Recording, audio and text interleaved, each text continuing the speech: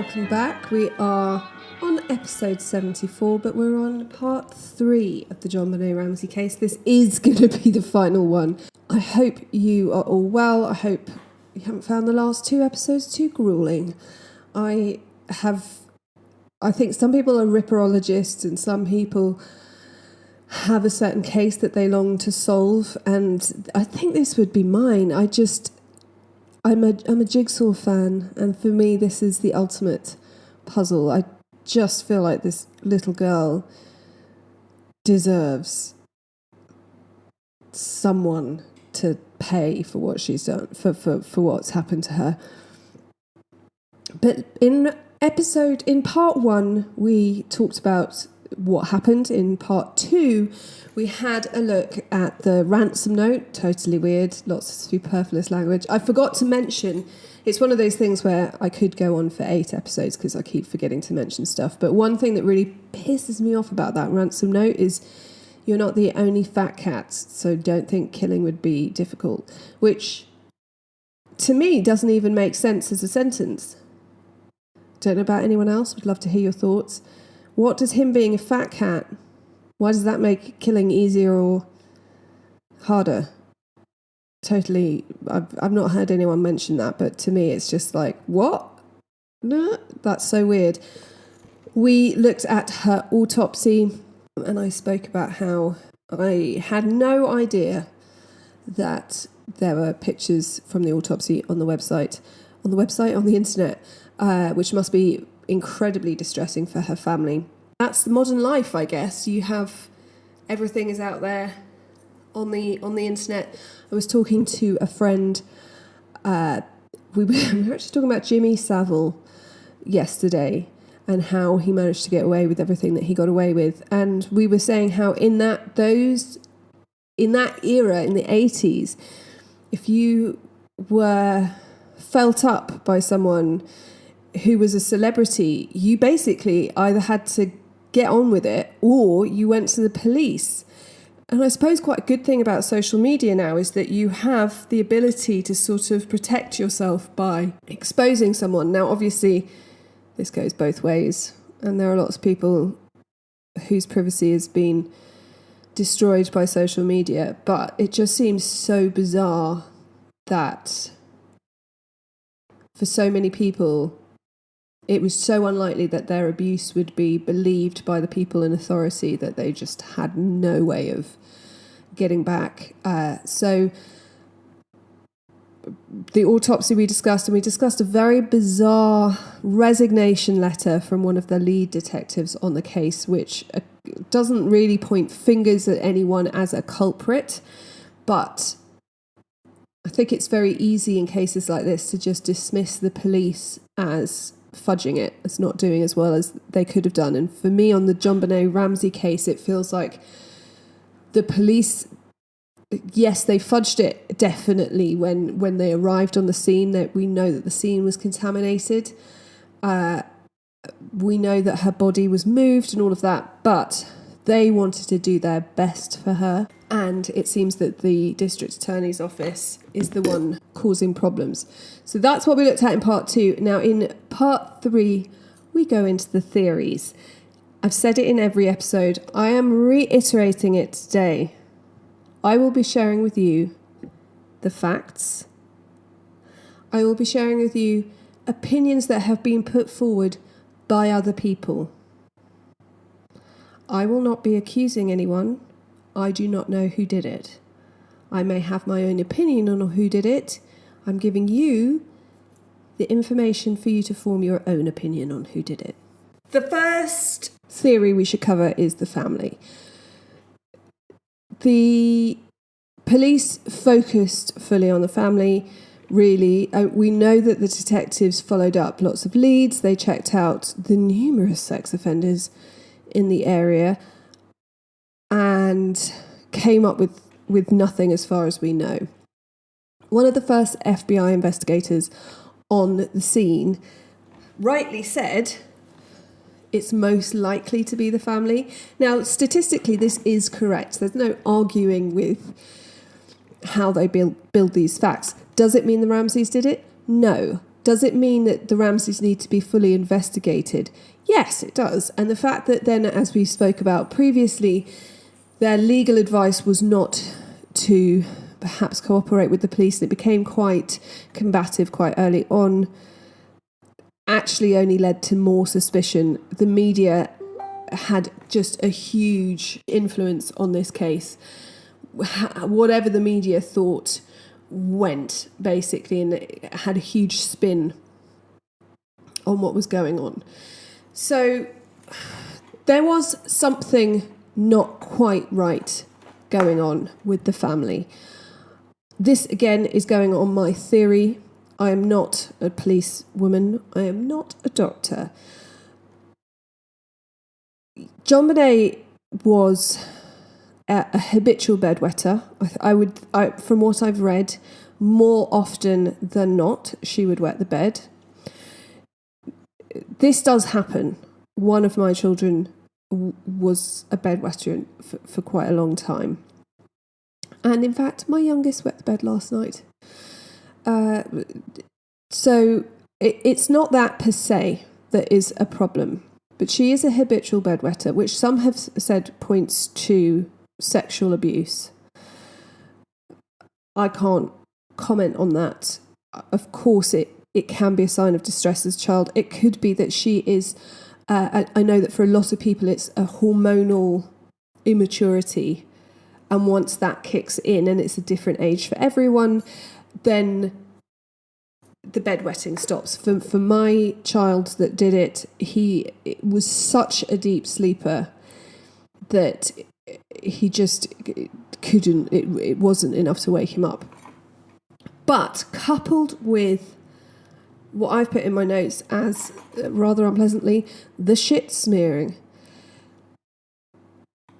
I haven't met anyone, or haven't spoken to anyone to whom this has happened, whose child has consistently and repeatedly smeared their feces around. It's not a case of, 9-year-old boys, you know what they're like. I have a 9-year-old boy. He would find that disgusting. He would find it absolutely repellent. And I have actually spoken to a couple of teachers who have said if they've ever come across it, it is a deep sign of trauma. There is something going on with that child. Coupled with the bedwetting, that's the thing. The two together do paint a sign of some sort of instability and trauma. Now, when we get to talk about Burke, we'll talk about how he really felt about his sister and his mother's specifically relationship with his sister, and whether actually he felt traumatized by and excluded, and actually whether a child in the 90s with neurodivergency would not be getting the help that they needed. As far as I can tell, there was no one helping the Ramseys with this problem. We know that in the last 2 years before her death, or even last year before her death, I think, JonBenet was taken to the doctor about 30 times. What we don't know is if Burke, it's easy to say, well, Patsy was worried about her daughter. She'd had this incident with the golf club. She had sinus problems. Patsy was a very doting mother. Some parents are just more comfortable going to the doctor first. And in the US, I know that you get, it's more the thing to go to the doctor than toughen it out at home, which we do in the UK. But I don't know if they were seeing anyone to help Burke. And whatever you may think of him, this is a very distressed child. Now, distressed children don't always just sit there with big eyes welling up and looking upset. They ask for help in the most horrendous ways quite often. And this is a child in need of help. And I'm not sure that he ever fully got it. So I do think that it points to something being off in the household, but whether it is simply a child who hasn't grown up enough to control their bladder while they're asleep and a disturbed child, or whether both of these things are from the same trauma, I don't know. So one of the most popular theories involving the family is that Patsy Ramsey went in to JonBenet's bedroom, found that she'd wet the bed again, and finally snapped and whacked her daughter on the head. It's very easy to say this doesn't happen, people don't just snap, but actually people do just snap. Parenting is very difficult. I don't believe that someone who, according to her son when interviewed, never really exploded with temper. She would have got a bit cross sometimes and everything, but never even came close to raising a hand to the children, never had a big flare of temper, would suddenly snap over something like this, especially when with continual bedwetting, and they had a laundry next to JonBenet's room, you kind of autopilot change the sheets. So I think it's really unlikely. Also, there's no blood. You're assuming here that she comes down, she snaps, she whacks her daughter. There's no blood, there's no splatter, there's no evidence of anything like that in JonBenet's room. To then imagine that to cover up for this crime, they would garrote her and sexually interfere with her, and then write such a weird, long-winded note is just bonkers, I think. I think Patsy would have been incredibly mentally disturbed. I think you would have to then count on John being incredibly mentally disturbed to go along with it. These people showing no evidence either before or after of being that level of disturbed. So for me, it just is a non-starter. And it's basically based on JonBenet being a bedwetter and Patsy Ramsey not being able to be excluded as the writer for the ransom note. But psychologically and humanly, it just is a non-starter for me. So next is John Ramsey. So the theory here is that he had an ongoing sexual abuse thing going on with his daughter. He then took it too far and she died, and he is cleared of writing the ransom note. So again, this implies that after he has killed and sexually abused his daughter, his wife covers for him. And this would imply that not one but both parents is incredibly deranged and twisted. It's a Fred West, Rose West situation. Both of these situations relies on the other person to be complicit. And if I found that my husband had done that to one of my children, I wouldn't be like, oh yeah, I'm going to write a ransom note for you to cover. It just doesn't make sense. And also, when you see the interview on CNN, Patsy is genuinely distressed. She is clearly sedated. She was noted as being unable to speak to the police because she was so sedated and she just was saying that she wanted to die. The distress is genuine there. And it's not... Although they are noted as being sort of separate in their grief in the days after, she's not resentful towards her husband. I would not be able to be in the same room. The thing with John Ramsey is there is something odd in the way he responds in that interview. He sort of cries for about 2 seconds and then gets it together incredibly quickly. But when he's thinking about happy memories of JonBenet, he smiles, he laughs. That stays much longer, which for me is bizarre. Genuine feelings. Something doesn't sit right with me. Also, because there's this question as to whether JonBenet was chronically sexually abused or whether it was just at the time of her death. Obviously, if someone is being habitually sexually abused, that points to someone living in their house. What we do know about John Ramsey is that Patsy basically had full control of the children. He's president and CEO of his company. They've just done $1 billion in sales. He flies around on his private jet. He is a slightly older. He's done the kids thing before. He's not, I believe, a hands-on dad.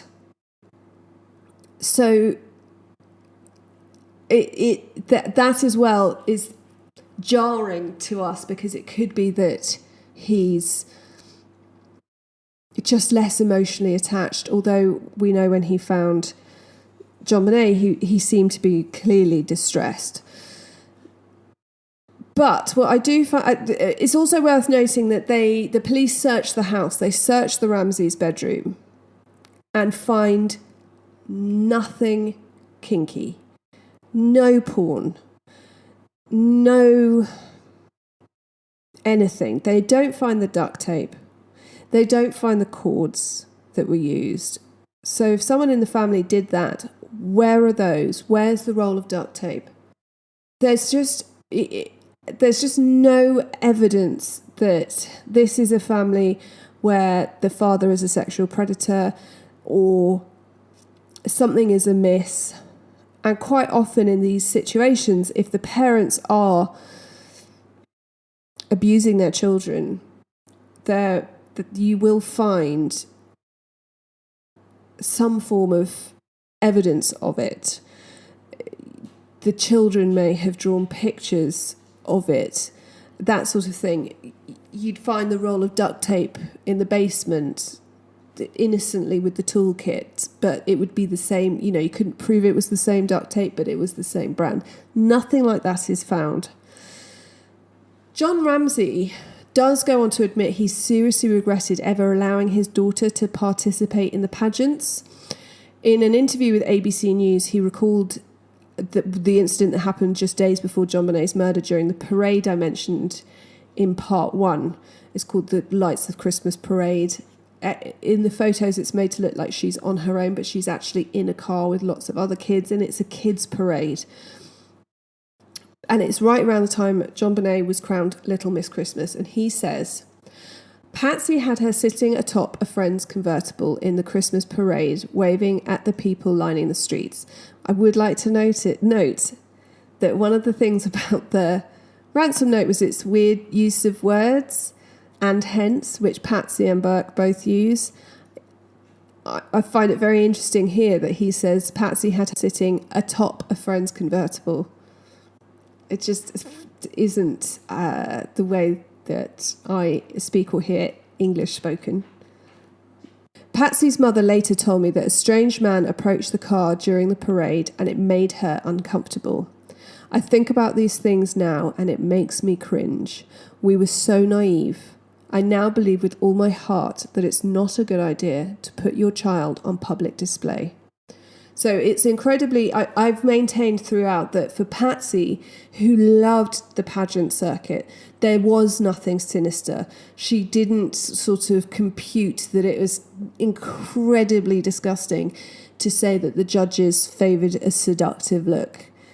That to me is just horrendous, and it almost makes me feel like those judges should be rounded up and put in prison to say that about 6-year-olds competing in a beauty pageant. But I think it's interesting that this to me proves that they just thought it was a fun hobby almost, and he regretted it. And yeah, I think that I just find that very interesting in that interview. Now, Burke Ramsey, there's a lot of theories about Burke Ramsey because he's our unknown entity, really. the parents did so much to protect him. We know that there were lies about what Burke was doing. And unfortunately, as soon as there are lies uncovered, that implies that you're trying to cover something up. So Burke Ramsey was interviewed by child psychologists, and lots of things are flagged in terms of how he feels about his sister. For example, he says, "My mum and dad loved JonBenet very much." He's not involved in that. He doesn't say, "We love JonBenet very much." He does a drawing 3 weeks after her death. He's asked to draw his family, and he draws his mother and his father and him. Very strange. There's no JonBenet, but she's in heaven now, or anything like that. She's just not there. Now, of course, this could be down to kids being very in the moment. He says, I just got on with my life. I'm very in the moment. I think my 9-year-old would find this very upsetting to even be asked to do this if one of his brothers had just died, because he would just be like, "But this is so confusing for me because he's not here." So that is strange, but again, could just be a neurodivergence thing, I believe. Also, my three have very different levels of attachment. I don't ever doubt that they adore each other, but woe betide the brother who's wronged my youngest in some way, because it does not go down well. And he would definitely draw a picture excluding whoever had done him wrong. But he's 5. He's not 9. The theory about Burke Ramsey, which controversially got put forward on a documentary that's now, they've been sued. You can't see it anymore, I don't think. But their theory is, this is just a theory, it is not the fact. Burke gets up in the middle of the night to play with a toy. He makes himself a bowl of pineapple and an iced tea. He has not wanted to switch the lights on in the corridor and wake his parents up, so he got the torch out of the drawer. He's used the torch, goes in, puts the kitchen lights on dim, makes himself a bowl of pineapple and an iced tea. JonBenet wakes up. Their bedrooms are very close, so JonBenet wakes up. We've all had a kid who's had a danger nap in the car. So she wakes up, steals a bit of his pineapple. He clonks her around the head with the torch. And his parents then cover for him. You can make up your own mind with this theory as to whether he then takes her downstairs, garrots her. To me, this was a problem because I thought, God, my 9-year-old wouldn't even know how to use a paintbrush to strangle someone. My husband very cleverly reminded me, he's like, it completely depends what they've seen. If they've seen it on a computer game or on the TV, then it's a thing. And what I was doing was I was sort of crediting their disturbed imagination with like, well, they would never think of that. And he's like, but if they've seen it, then they'll think of it. Especially if they're a bit disturbed and they've seen it and they're intrigued by it. So this is one theory, okay? And it very much comes from the fact that there's pineapple on the side, there's the torch on the side, there's pineapple in her stomach, but no fingerprints on the bowl. There's Burke and Patsy's fingerprints. If there were JonBenet's fingerprints, then it could be like, yeah, she made herself a bowl of pineapple, someone came into the house. So that is the theory. There's also the idea that the 2 marks found on her lower back in the autopsy that looked like a stun gun would exactly fit the prongs on his electric train. Now, some people maintained that he basically clonked her around the head with the torch, took her downstairs and abused her, electrocuted her with the train. But he is asked again, I think, by the child psychologist, would you ever electrocute your sister with your train? And he couldn't understand. He clearly doesn't understand how or why you would even do that. So again, he obviously hasn't seen it. he can't compute, like, why would you do that? What do you mean? I pick up the track and build it, like, it's a horrible theory, but it's got various holes in it. So Burke does one of his first ever interviews. We've got to also remember that this boy has grown up in the shadow of his sister, even though he's older.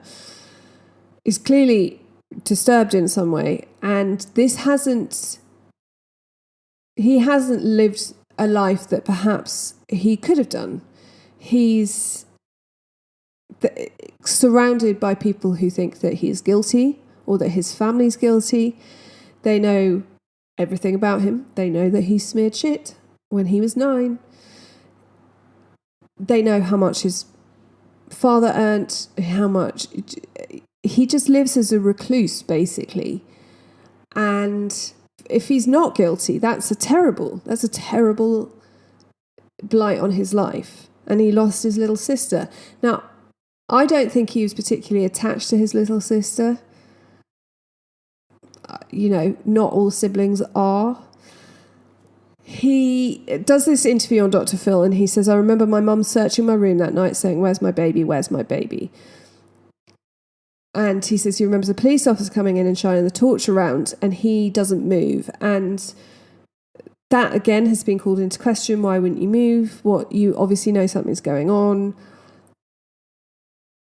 My 9-year-old is very nosy, so yes, he would get up and would be involved.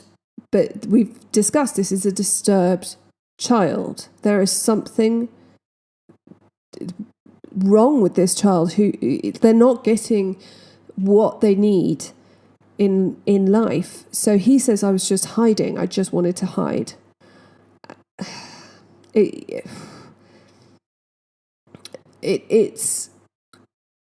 To me, it also points to Burke is his own man. He has this separate life. The Ramseys are like we went and woke him up at 7. We know that he's already awake when the police are there. Is that when he's been smearing feces? There is a secret life of Burke that we don't know about, that his parents probably don't know about, that can spotlight suspicion on him, probably unnecessarily. So a lot of people find that this interview is very sinister. He basically smiles throughout the whole thing. I think that's nerves. It is this uncomfortable smile of someone who, whether he's not very bright, whatever's going on with Burke Ramsey, I think it's nerves. I think it's uncomfortable spotlight, don't want to talk about it, kind of want to do this to make everyone go away, and he doesn't realise he's not a very good actor. He's not like, if I look really distressed and I'm really firm and people are going to believe me. He's just like, oh God, this is awful. It's just very weird. I also think he's probably been brought up to smile and be on and charming. And if that does not come naturally to you, it's very forced. Do I think Burke Ramsey is a little odd? Yes, I do. Does that make him a murderer? No, it doesn't. I think he knows more than he's saying. I think something odd is going on there, but I don't think that makes him a murderer. There are lots of odd people in the world who don't kill, and there are lots of seemingly incredibly normal people who do terrible things.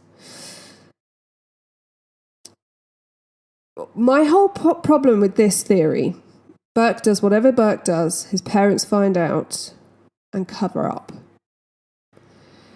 It would still imply that the parents wrote the note. The thing that you need to imagine your older kid who has anger issues. We know that Burke Ramsey had anger issues and probably other things going on. Knocks your other kid in the head with a heavy torch and kills them. Do you A, Realise that they won't be tried as an adult. You can say it was an awful accident. Call the ambulance. It's all awful, but it's going to be fine. Or B, garrot the child, possibly sexually abuse them, stage the world's weirdest non-kidnapping, and encourage incredible media and police scrutiny. John Ramsey had enough clout and enough money that they probably could have covered this over as an accident with very little media attention. The fact that you then think the family staged it in some way doesn't make a lot of sense. So that's the family theory. The intruder theory, which when you first hear about this case, is a non-starter. For years, for me, I was like, I'm not even countenancing the intruder theory. But it definitely, once you get into it, there are valid points to this. In the months leading up to the murder, there'd been hundreds of break-ins in the Ramseys' neighbourhood. There are 38 registered sex offenders living within a 2-mile radius of their home. That is a terrifying amount. 2 miles is not far at all. However horrific as this sounds, obviously not all sex offenders are paedophiles, and it's believed that JonBenet was not conventionally raped. I can't think of a better way to put that. It's a horrible thing to have to talk about. But it's more likely that the offender used either his fingers or an object, which I believe points to some different form of horrible psychiatric issue. Lou Smith, who worked on the case and then I believe he was fired or he left the case. He believed an intruder came in through the broken basement window while the Ramseys were out, went around the house to get an idea of the layout and waited for them all to come home and go to bed. He then went and used a stun gun to subdue JonBenet in her bed, carried her down to the basement, abused and strangled her, and when she started fighting back, whacked her on the head and then left the note. What we talked about in the autopsy in parts 1 and 2, which wouldn't fit with the Burke Ramsey pineapple situation, is there is not a lot of blood found. If Burke Ramsey had hit her over the head in the kitchen with the torch, there would be blood. Head wounds bleed an awful lot. There would have been blood through the house down to the basement. And there isn't. In the autopsy, they believe that the head wound happened after the strangulation. So abuser strangled her. When she started fighting back, whacked her on the head and then leaves the note. Many people believe that the 2 marks found on her back are evidence of the stun gun, so that would fit. One of my main problems with the intruder theory is the huge amount of risk involved. I have 3 kids, only one of them I can guarantee picking up and carrying around, and for them remaining asleep. And they're snoozy and they're sleepy and they lay their head on me, but that's also because they've woken up, they know it's their mum. So they sort of doze off again. If they don't think it's their mum, if, for example, my brother-in-law picks them up while they're sleeping, they kind of wake up and they look at him, then they cuddle on. But they would be aware if it was someone they didn't know. The other 2, the use of a stun gun would make this obviously a lot more manageable. It's just the idea that the intruder knows what they're doing, so knows that the Ramseys are going to be out for a certain amount of time, is comfortable moving around the house. You've got to assume that the neighbours are home for Christmas. So have the Ramseys left the lights on? Is the intruder using a torch? How are they moving around the house? In a crime scene video, this house is full of stuff. There is stuff everywhere. I have stuff everywhere in my house. This house makes me want to go around with bin bags. There's just stuff everywhere. So they are going to be knocking into things in the dark and knocking stuff off the sides. Now, Lou Smith spoke to a lot of experts who couldn't confirm without seeing the body, which we know was buried already, and that was part of the problem that a lot of the investigators had, is that they would never be able to fully confirm if this was a stun gun mark, because before they could confirm it, the body was buried. But they narrowed this down to an air taser kind of stun gun. Air taser. Remember this later on. There's no taser found in the house. Now, if the intruder had been in the house while they were out, he would have left trace evidence of himself. But we know that the crime scene is completely compromised. There are people tramping in and out and all the way around there. So they wouldn't be able to narrow it down unless they had a suspect in mind who couldn't have been in the house on that day, on Boxing Day. And they'd found the DNA evidence. Other than that, it's a no-go. So a few problems with this. There's evidence that there's an intact cobweb across the window when checked by the police, and you can see it in the crime scene photos, and they say that if someone had come in there, they would have knocked the cobweb off. But at the time, there were at least 20 sets of keys to the house floating around.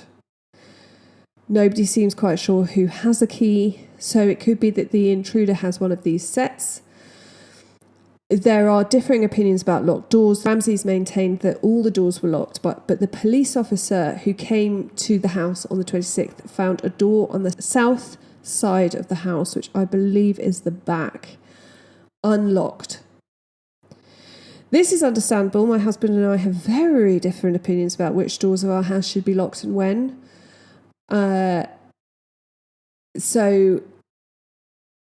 Also, the thing is, if, for example, my husband uses our front door, he'll leave it on the latch. But then if I don't know that he's used the front door, because we have a billion doors in our house, then I won't know to check it to lock it. So I do automatically now. But if that's the thing, if someone's used that door, the person who's in charge of locking doors doesn't think it's been used, they're not going to necessarily check it. So that door on the south side is found unlocked. Smith believes this theory wholeheartedly. He resigns in September 1998 and continues to work the case until his death in 2010. He's obsessed with it and believed it could be solved. And one of his main suspects is Gary Howard Oliver, and we'll get to him later.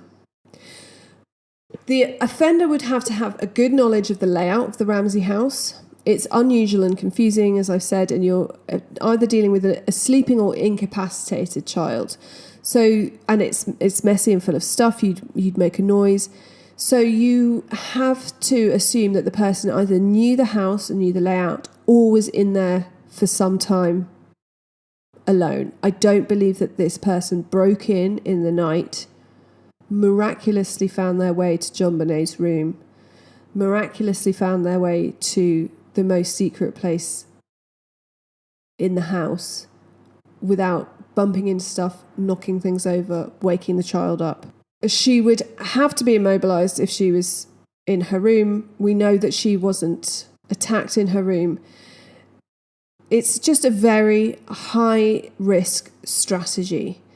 Taking her to the basement, to a room where there are no windows. If the parents woke up, followed them down to the basement, they have no way of escape. You then have to sit and write the ransom letter and leave it there. However, if you take the child and you get out of the house, you're free to do whatever you want, and you're more likely, whether you kill the child or not, to get the money. So we know that ransom note is either it's a kidnapping gone wrong, in which case why take her down to the basement? Unless that was a way that you were going to leave through the window.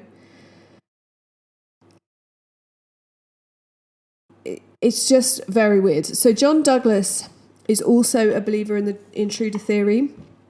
He thinks the offender was a young white male with a grudge against John Ramsey, wanting to defile and steal the most precious thing to him. He entered the house while the family was out, carrying duct tape, cord, and a stun gun.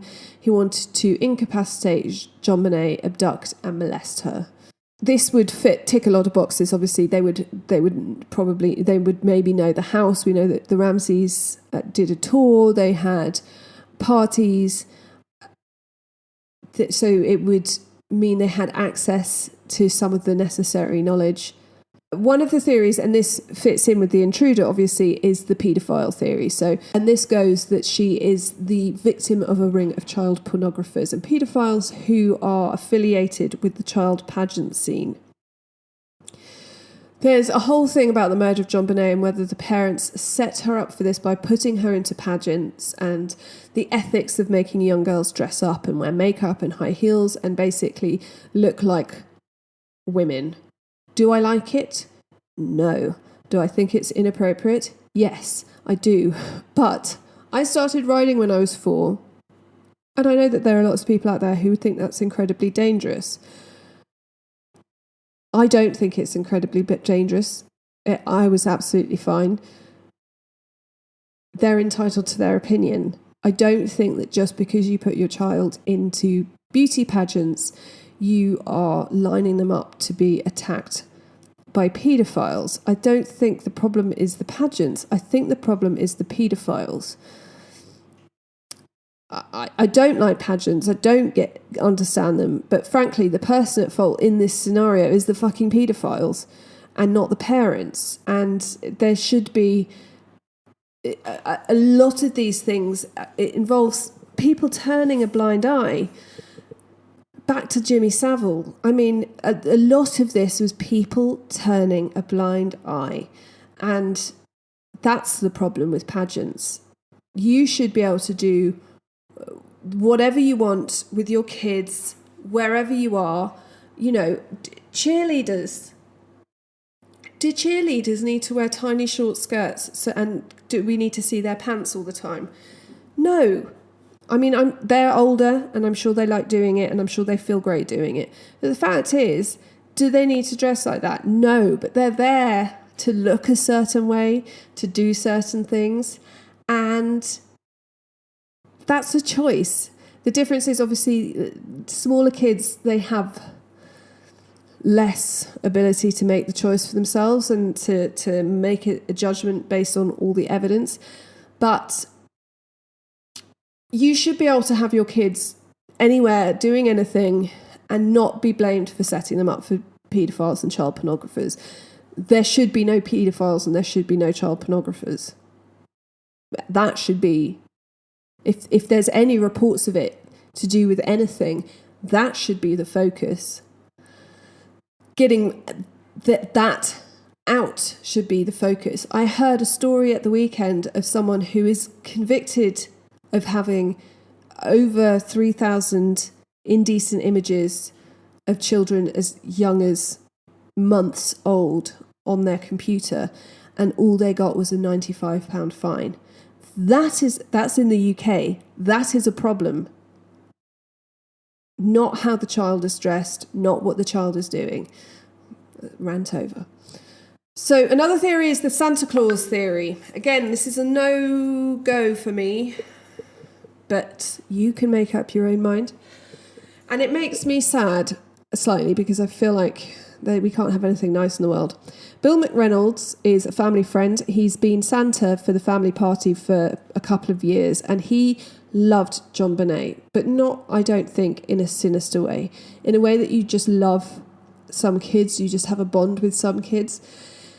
She was really sweet. She was polite. She gave him a vial of glitter that she said was stardust, and that she gave to him, to Santa, to thank him for all the presents. She said, "No one ever gives you presents," and gave him this vial of glitter. He would then take that vial with him into heart surgery, and everyone's like, "Ew, that's disgusting." I think if someone who is charming and sweet. You obviously like kids. If you're going to agree to be Santa at someone's party, you like kids. I don't. Nothing could get me to be Santa. It doesn't mean you're a paedophile. It just means that you like kids. Teachers like kids. My brain is exploding out my ear. Anyway, so I just think if she gives you a vial of glitter as a present to say thank you for all the presents, and you going into open heart surgery and that's your magical stardust, I don't think it's weird that you would take it. But for many people, this coupled with JonBenet telling her friend's mum that Santa is coming to visit her after Christmas has led them to conclude that he paid her a special visit, abused her, killed her.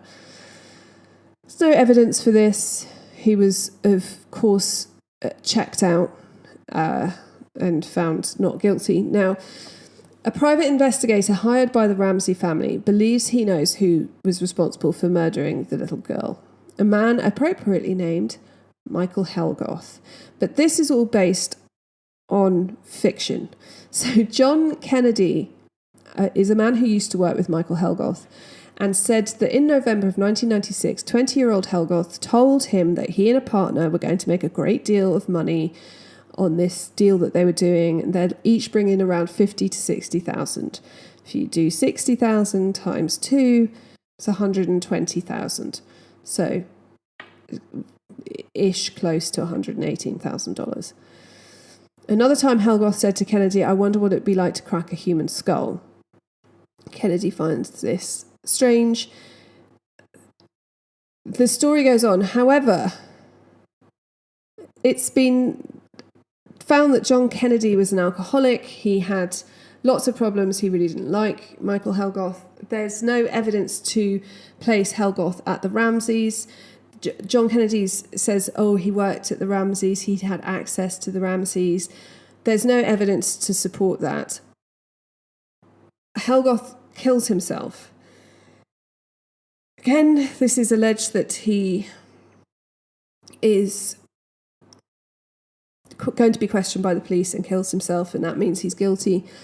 He actually had just a history of mental health issues and had broken up with a girlfriend, I think, or wife.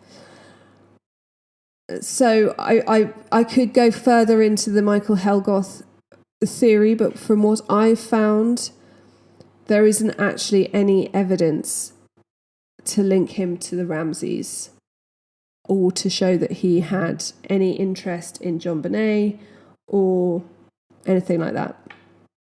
In 2003, trace DNA evidence that's taken from the victim's clothes was found to belong to an unknown male. Each of the family's DNA had been excluded by this match. In 2008, the district attorney sent the Ramseys a letter of apology declaring the family was completely cleared by the DNA results, but not everyone agrees. Others, including former Boulder Police Chief Mark Beckner, disagree with exonerating the Ramseys, saying that DNA is a small piece of evidence that was not proven to have any connection to the crime. Now, I know that underwear and clothing can have traces of anyone, of those who've made it, those who've packaged and handled it. I wonder how long she'd owned the clothing she was wearing, how often it had been washed, etc. Because surely that would, if you wear a new pair of pants, so I've been told, it can have trace DNA from the people who made it and packaged it. To lots of people, this doesn't rule anyone out, really.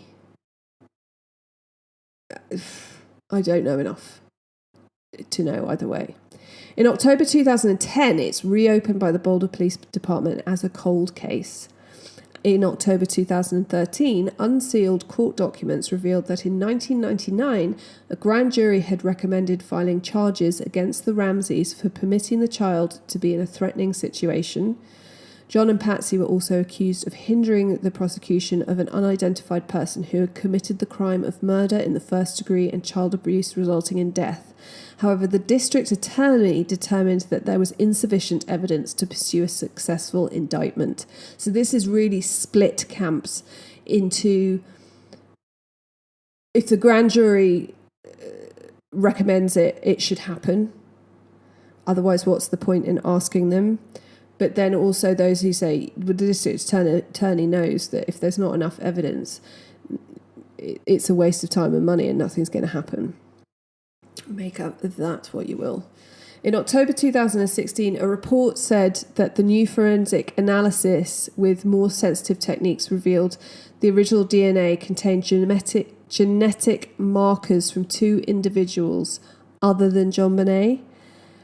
In 2019, convicted paedophile 54-year-old Gary Oliver, remember him, Lou Smith's number one guy, admits to killing JonBenet. He's currently serving 10 years in a Colorado prison for having images of child abuse. Oliver said he'd been obsessed with JonBenet for a long time and let her slip and her head bashed in half. The way she's found doesn't imply that she's murdered by someone who loves her. That's disputed by quite a few people who know what they're talking about. But Gary Oliver has been writing letters to his school friend Michael Vale, who has long suspected Oliver of being involved in the murder, and he gives them to the Colorado PD. He says he keeps in contact with him in the hopes that he will admit to the killing. He gives no information on how he entered the house, but we do know that he was living just 10 blocks away at the time. And when he's arrested, his phone is seized, and they discovered he had hundreds of photos of JonBenet on his phone. He was also arrested carrying a stun gun,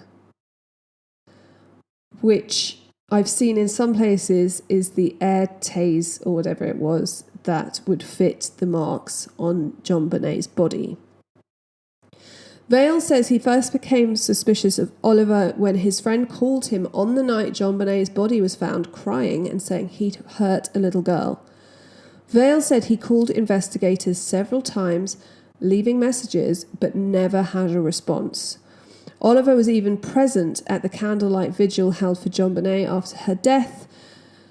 There's a lot of evidence to show that quite often offenders will return to the scene or put themselves into an investigation.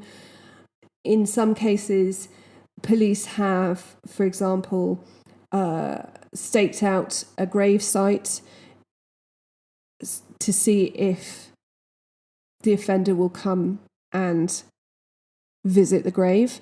So the fact that he was present at the candlelight vigil, but then a paedophile going to the candlelight vigil of a local 6-year-old who's been molested and killed is, it doesn't surprise me. I think he's been ruled out by the police because he hasn't been announced as being there, as it's probably him.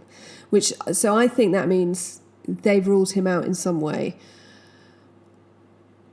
I think, as gross as this sounds, he was obsessed with JonBenet and probably almost wished he'd committed the crime, and so has sort of convinced himself that he has. Oliver was due for parole in 2020, and I can't find any information on what's going on with that. So I don't know if he's out or if he's been denied parole. I think if you have thousands of images of child porn on your phone, parole should be a no-no there. Without wanting to reason for a paedophile, it's sort of the same as if someone said to you, being heterosexual is now illegal, or being homosexual is now illegal. I just don't think you can say to a paedophile, go to prison for 10 years and then you won't be a paedophile anymore. I think it's a sexual preference. I don't think it's an acceptable sexual preference. I think you're a fucking terrifying insanist. But I don't think you can just be like, oh, look, he's fixed now. So hopefully parole's been denied for him. And those are all the theories for JonBenet Ramsey. As I've said numerous times before, we could do episode after episode on this, because we could do one on every single of those jigsaw pieces that I've mentioned. But I'm going to stop it here. I'm cutting myself off. I'd love to know what you think, which theories you think fit. I believe that she was strangled before she was hit in the head. I believe that there was something strange going on at the Ramseys. Don't necessarily think it was anything really suspicious, but I think I would be intrigued to know what a child psychologist would put for the bedwetting and the shit smearing. And I really hope that in my lifetime something comes to the fore. We can prove who did this and get some closure on this, because it's just such a horrendous case. Thank you very much for listening. I hope I did it justice. Next episode is going to be Halloween episode. I mean, it should be. Oh no, it will be. It'll be on Halloween. Boom. So please send me in your Halloween, your true listener story that I can share in my Halloween episode. You can contact me at themondaynightrevue@gmail.com. Find me on TikTok, Instagram, YouTube, Facebook, everywhere. It's The Monday Night Review, spelt REVUE. And until next time, be kind, stay safe, and always check the back seat before you drive.